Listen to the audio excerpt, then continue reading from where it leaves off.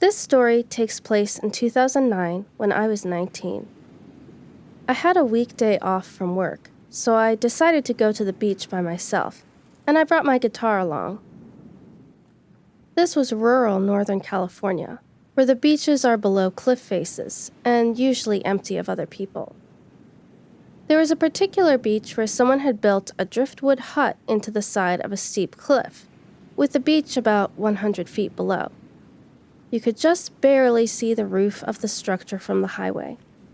I had always wanted to check it out, so I parked my car on the highway and made my way along a narrow trail to the hut. It was a beautiful day, so I sat up near one of the hut's windows and played my guitar while watching the waves. Suddenly, I heard someone else walking down the trail. I was a little nervous, but figured the hut must be well known to locals. Then a man entered. Immediately, I got major creepy vibes from him. He was in his late 50s, overweight, unshaven, with thick glasses, sloppy sweatpants, and a dirty white shirt. He immediately initiated a conversation with me. First, just nice pleasantries, talking about the view and the weather.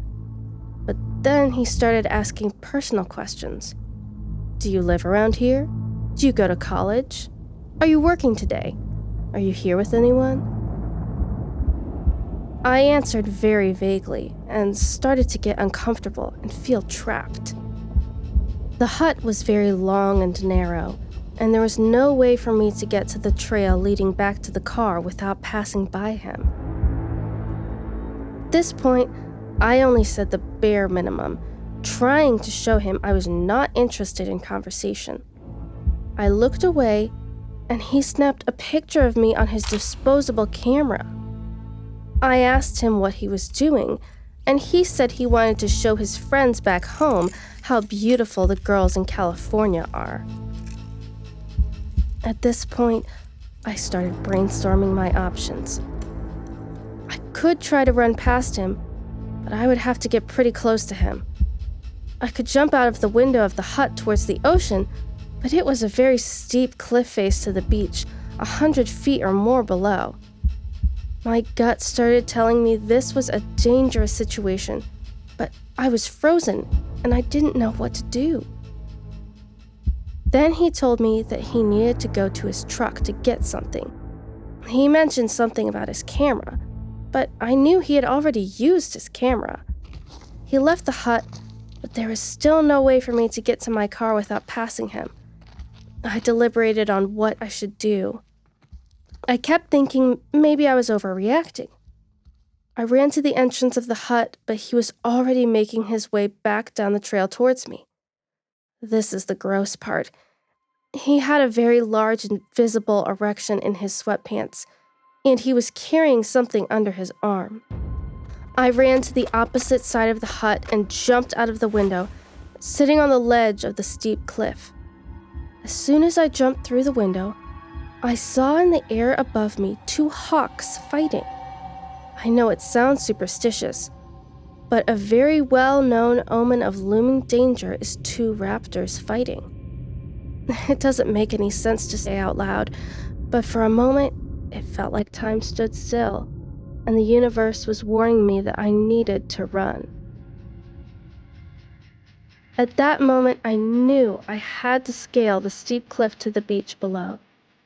I decided I'd rather die falling or die swimming than find out what this creep was planning.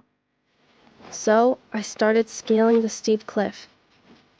He ran to the edge and asked where I was going. He yelled for me to come back. Adrenaline kicked in so hard, I made it down surprisingly quickly without falling or getting hurt. Luckily, he didn't follow. He stood there the entire time, yelling for me to come back. I was shaking. I made it to the beach and hid in some vegetation for what felt like forever, but was probably only 20 minutes. I finally decided it was safe to walk down the beach to where the actual trail was. I could see a man standing at the top, I could tell by the silhouette that it wasn't him, but I was terrified he had an accomplice. I decided to risk it, and I ran up and asked for help. It ended up being a park ranger. I told him the whole story. We walked to the hut, and the creep was gone.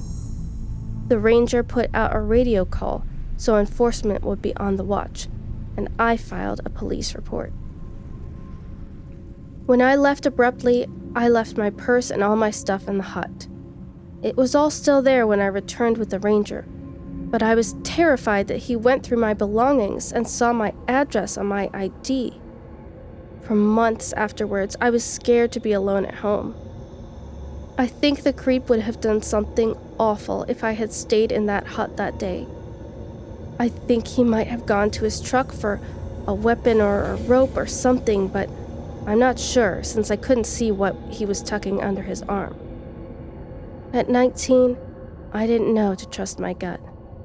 Now I know not to worry about what anyone thinks. If I feel danger and the need to bolt, I'm gonna bolt. I'm not religious or anything, but I thank the universe for sending me a very clear sign at such a pivotal moment. Nothing ever came of the report, but sometimes I search the internet for crimes in that town, in case I ever recognize his mugshot.